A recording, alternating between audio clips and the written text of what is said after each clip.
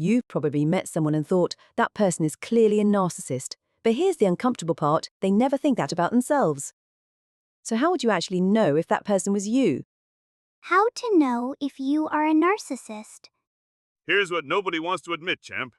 The moment you asked that question, part of you was already thinking about your image, not your behavior. Your image. That's where it starts. You walk into a room. Do you need to be the most impressive person there?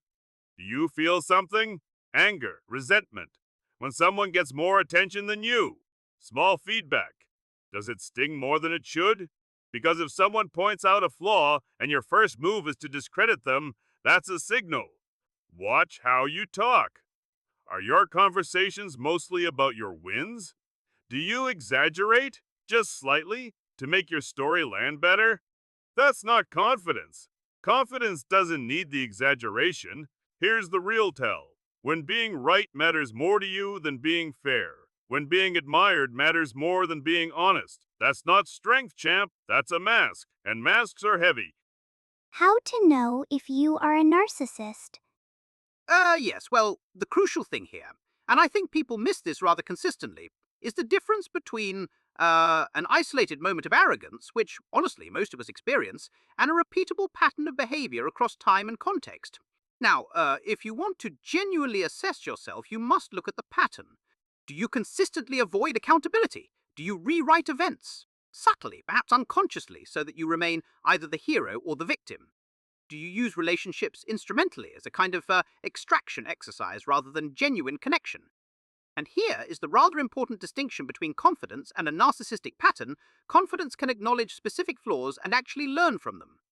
The narcissistic pattern, however, will protect the self-image at virtually any cost. So, and this is rather important, ask trusted people for specific examples. Then compare their account to yours without immediately explaining it away. Put simply, if you can't hear their version without dismantling it, that tells you something. Oh, sweetheart, the clearest mirror we have is the people closest to us. After they spend time with you, do they feel seen? Do they feel lighter, or do they feel a little drained, like they've been performing for you rather than just being with you?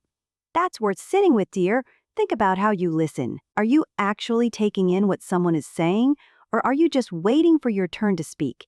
And when someone you love does well, gets the promotion, the recognition, the good news, can you be genuinely happy for them? Or does some part of you need to make it about you somehow? We also need to look at apologies, sweetheart. A real apology makes the other person feel safe. It doesn't put pressure on them to forgive you quickly so you can feel better. And if closeness in your relationships tends to depend on whether people are admiring you, if you pull away or punish when they don't, that pattern matters. It's worth noticing. How to know if you are a narcissist. The clearest data point is what happens when you do not get your way.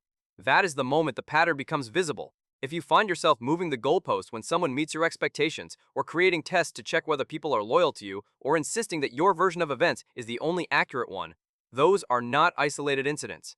Those are system behaviors. When someone challenges you, do you become cold or intimidating, or suddenly very calm and logical in a way that is designed to end the conversation rather than resolve it? That is important. It is also worth noting whether conflict, for you, consistently becomes a contest of authority rather than a shared problem to be solved. Two people in a disagreement should both be attempting to reach a resolution. If one person is always attempting to establish dominance instead, that is a structural problem. Do not confuse control of outcomes with strength. They are not the same thing. Okay, so here's what I keep thinking about, and I don't know if this helps or makes it worse, but a lot of that behavior, the grandiosity, the needing to be admired, the deflecting, it might actually be armor. Like, underneath it, what if the real thing is just terror? Terror of being ordinary, of being rejected, of someone seeing through you and deciding you're not enough, because the tells I'd watch for are the panic responses. Yeah! Like, someone gives you mild feedback, mild, and suddenly there's this wave of shame or rage, and then the story flips. Now they're the problem. Now you're being attacked. That flip is fast, and it's protective. So the real question, and I don't know if this is scary to consider, but can you actually sit with discomfort long enough to hear something hard without immediately denying it, or minimizing it, or turning it back on the other person? Because if you can't, that's worth paying attention to. How to know if you are a narcissist. My child. A little self-focus, a little pride, a little insecurity. These are not signs of something broken. These are human. The question deepens when protecting your image begins to quietly outrank honesty, accountability, and genuine care for the people around you. Look at the patterns. How do you move when criticism arrives? Can you bear not being the center of things? Does conflict become a place to solve something together, or a place to establish who wins? And do the people close to you feel respected, or do they feel managed? Notice, too, what stirs inside you in those moments. If small feedback lands like danger, the impulse to control the story is understandable. But understandable and harmless are not the same thing. The most meaningful question is not whether you fit a frightening label.